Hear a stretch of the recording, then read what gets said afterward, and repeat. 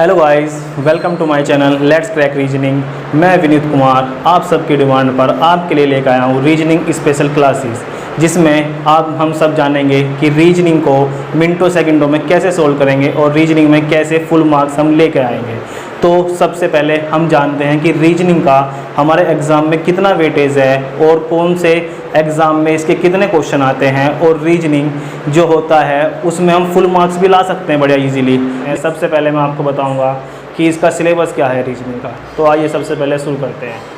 तो गाइस, जैसा कि हम सबको पता है कि रीजनिंग एसएससी में आता है 50 मार्क्स का और उसके आते हैं 25 क्वेश्चन। रेलवे एनटीपीसी का भी एग्ज़ाम होने वाला है, उसमें भी आपको मिलेंगे इसके 30 क्वेश्चन।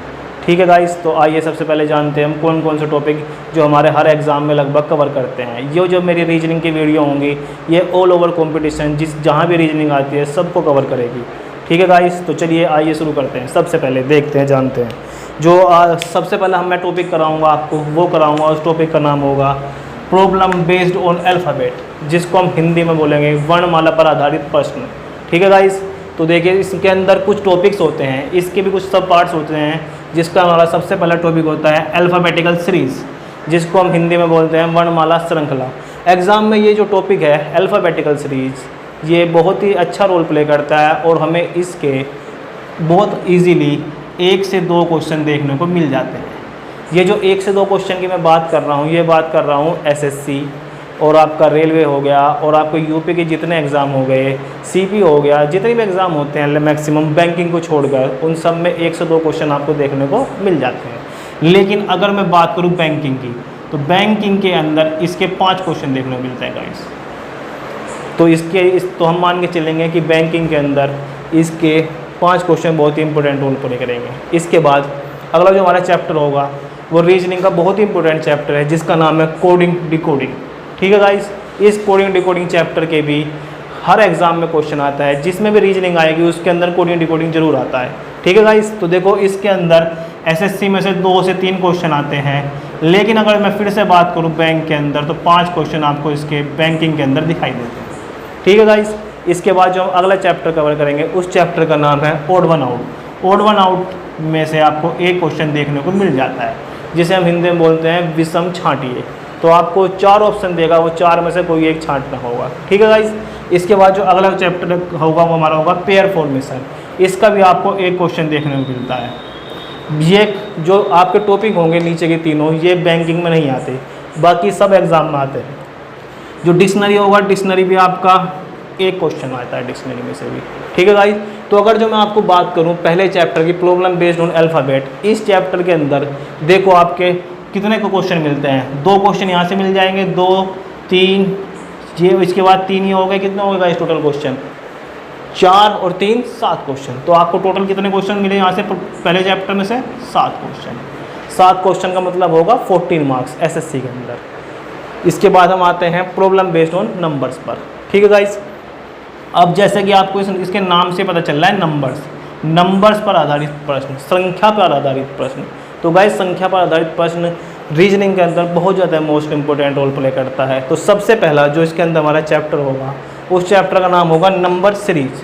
नंबर सीरीज जो ये चैप्टर है गाइस, नंबर सीरीज में से आपको 2 क्वेश्चन आने ही आने हैं आपके, चाहे कोई सा भी एग्ज़ाम हो। लेकिन अगर जो मैं बात करूँ बैंकिंग की, तो बैंकिंग के अंदर ये टॉपिक आता है मैथ्स में, लेकिन इसके क्वेश्चन मिलते हैं 5 बैंक के अंदर।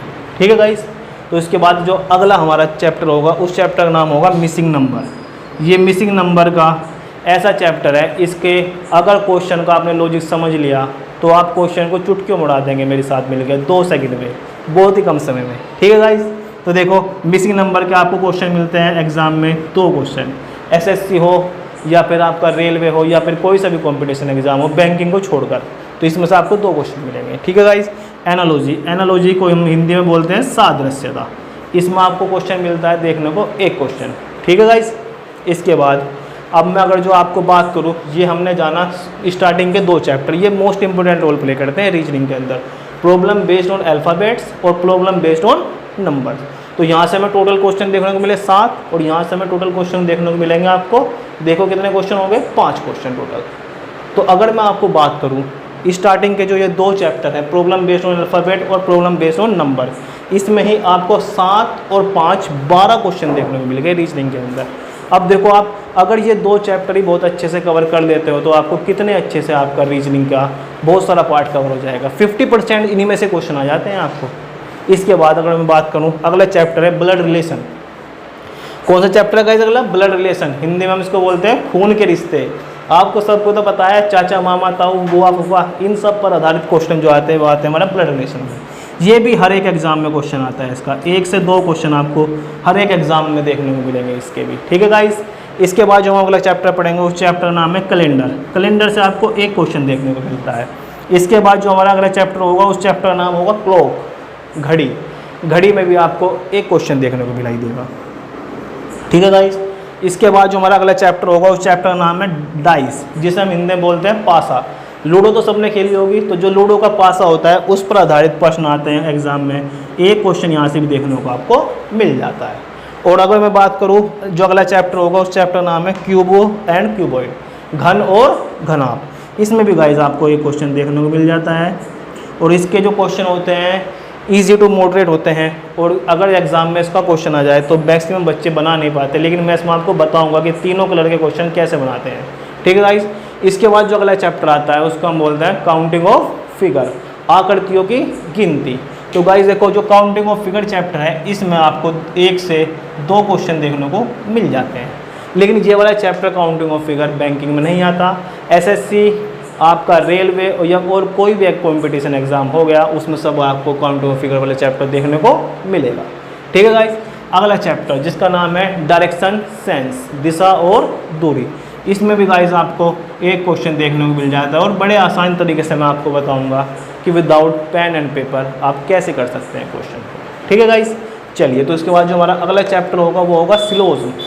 सिलोज अब तक का सबसे ज़्यादा डिफिकल्ट वाला चैप्टर मानते हैं बच्चे, जिसमें बहुत सारे बच्चे कंफ्यूज रहते हैं। तो मैं आपको बताऊंगा इस वाले तरीके में सिलोज में कि आपको कितनी आसान तरीके से आप क्वेश्चन को कर लेंगे। और इसके क्वेश्चन आते हैं एग्जाम में 2, लेकिन अगर मैं बैंकिंग में बात करूँगा तो बैंकिंग के अंदर इसके 5 क्वेश्चन देखने को मिलते हैं, ठीक है गाइस। उसके बाद अगला जो हमारा चैप्टर होगा उस चैप्टर नाम है वेन डायग्राम, वेन आरे। इसमें भी गाइस आपको 1 क्वेश्चन देखने को मिल जाता है एग्जाम में। अगले चैप्टर की बात करूँ उस चैप्टर का नाम होगा ऑर्डर एंड रैंकिंग, जिसमें से भी आपको 1 क्वेश्चन देखने को मिल जाता है। क्रम निर्धारण बोलते हैं हम इसको हिंदी में, ठीक है गाइस। जो हमारा अगला चैप्टर होगा उस चैप्टर नाम है सीटिंग अरेंजमेंट। देखो जो सीटिंग अरेंजमेंट और पजल, ये चैप्टर बहुत ही इंपॉर्टेंट चैप्टर हैं जो आपके बहुत ही मेन रोल प्ले करते हैं बैंकिंग के अंदर। बैंकिंग के अंदर यहाँ से आपको देखने को मिलते हैं 15 क्वेश्चन। तो बैंकिंग के अंदर ये जो मोस्ट इम्पोर्टेंट वाला पार्ट है बैंकिंग का, सीटिंग अरेंजमेंट और पजल, ठीक है गाइस। लेकिन अगर मैं बात करूँ एसएससी के अंदर ना पजल आती और ना सीटिंग अरेंजमेंट आता। लेकिन अगर मैं आपको बात करूँगा रेलवे एनटीपीसी का जो हाल ही में एग्ज़ाम हमारा कभी भी हो सकता है, अभी उसकी कोई डेट फिक्स नहीं हुई है लेकिन एग्ज़ाम उसका होगा, तो उसके अंदर आपको इनमें से एक पजल का मतलब होगा 3 क्वेश्चन भी आ सकते हैं एक पजल पे और 5 क्वेश्चन भी आ सकते हैं, ठीक है गाइस। अब इसके बाद हम बात करता हूँ इनइक्वालिटी, मशीन इनपुट आउटपुट। ये जो दोनों चैप्टर है गाइस, ये दोनों चैप्टर भी बैंकिंग के मोस्ट इंपोर्टेंट चैप्टर हैं। ये भी बैंकिंग के अंदर आते हैं, इनइक्वालिटी भी और मशीन इनपुट आउटपुट। इसमें से भी 5 क्वेश्चन और इसमें से भी 5 क्वेश्चन। ये दोनों चैप्टर स्पेशल बैंकिंग है, ये बैंकिंग के अलावा आपको और कहीं भी दिखाई नहीं देंगे, ठीक है गाइस। अब जो हमारा अगला चैप्टर आता है इसको हम बोलते हैं लॉजिकल रीजनिंग के अंदर आता है ये वाला चैप्टर। इस चैप्टर के अंदर टोटल 4-5 चैप्टर होते हैं जिनका नाम होता है statement and assumption, course of action, statement and argument और स्टेटमेंट एंड कंक्लूजन। टोटल इस चैप्टर में से आपको कभी कभी 1 से 2 क्वेश्चन देखने को मिल जाते हैं, ठीक है गाइस। अब ये जो हमारा पार्ट था, ये वाला पार्ट था हमारा जो हमारा आता है वो आता है हमारा वर्बल रीजनिंग के अंदर। इसके द्वारा इसके अंदर हम टोटल ये 80% सिलेबस कवर करता है हमारा टोटल रीजनिंग का, ठीक है गाइस। तो अगर आपको स्क्रीनशॉट लेना तो आप ले सकते हैं इसका, इसमें से आपको 80% सिलेबस मिल जाएगा। और मैं आपको चैप्टर वाइज चैप्टर आपको बताता चलूँगा कि एग्ज़ाम में इसके ईजी टू मॉडरेट क्वेश्चन कैसे आते हैं गाइस। इसके अलावा अगर मैं बात करूँ तो वो है हमारा अगला पार्ट नॉन वर्बल रीजनिंग का। नॉन वर्बल रीजनिंग के अंदर गाइस जो हमारे चैप्टर हैं उनमें से सब चैप्टर में से एक का क्वेश्चन ही दिखाई देता है। जैसे मैं बात करूँ voter and mirror image, water and mirror image आकृतियों पर आधारित प्रश्न होते हैं नॉन वर्बल रीजनिंग में। और वाटर एंड मिरर इमेज का मतलब होता है आपका जल और दर्पण प्रतिबिंब। आपको इनमें से भी एक क्वेश्चन दिखाई देगा एग्जाम में आकृतियों में। मैट्रिक्स की मैं बात करूँ, इसके अंदर भी एक क्वेश्चन दिखाई देता है। Paper cutting and paper folding की बात करूँगा तो इसमें भी आपको एक क्वेश्चन दिखाई देगा। ठीक है गाइस, तो देखो अगला चैप्टर होगा हमारा इनकम्प्लीट फिगर, इसमें से भी एक क्वेश्चन आ जाता है। और इमेम्बिड फिगर में से भी एक क्वेश्चन आ जाता है और ग्रुपिंग में से भी एक क्वेश्चन आपका आ सकता है। ठीक है गाइस, तो ये जितने भी नॉन वर्बल रीजनिंग के चैप्टर होते हैं गाइस, ये जो चैप्टर होते हैं ये इन सब में से एक क्वेश्चन ही आता है, ज़्यादा नहीं आता। और ये चैप्टर इसके जितने भी होते हैं ये बैंक में कभी भी नहीं आते। बाकी बैंक के एग्ज़ाम को छोड़कर नॉन वर्बल रीजनिंग आपकी एसएससी, रेलवे, आपका यूपीएसआई, आपका वीडियो का एग्ज़ाम जो होता है और आपका जो यूपी के जितने भी एग्ज़ाम होते हैं जिसके अंदर रीजनिंग आती है सब के अंदर आता है नॉन वर्बल रीजनिंग। यूपी का हूँ मैं, हरियाणा का हूँ, दिल्ली पुलिस का हूँ, ऑल ओवर इंडिया में जितने भी रीजनिंग आती है एग्ज़ाम में उन सब का ये सिलेबस आपको कवर करेगा। ठीक है गाइस, तो अगर आपको स्क्रीनशॉट लेना चाहते हो तो स्क्रीनशॉट आप ले सकते हैं, लिखना चाहे तो आप लिख सकते हैं। क्योंकि मैं आपको बिल्कुल इंट्रोडक्शन से बताना चाहता हूँ कि रीजनिंग को बिल्कुल स्टार्टिंग से कैसे शुरू करना है। और जो हमारा बैच होगा ये 0 to हीरो लेवल तक का होगा।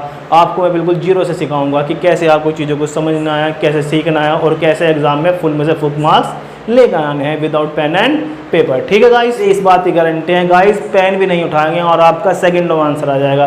केवल आपकी निगाहें आपके लैपी पर होगी या फिर जो सामने डेस्कटॉप रखा होगा एग्जाम में उस पर होगी और आपका आंसर आ जाएगा। केवल आपको कुछ नहीं करना, जैसे मैं बताऊंगा आप इस तरह से करते रहना। ठीक है गाइस, तो आज आपको मेरी वीडियो कैसी लगी तो उसको लाइक करें, शेयर करें और सब्सक्राइब तो जरूर करें। Okay guys, thank you so much.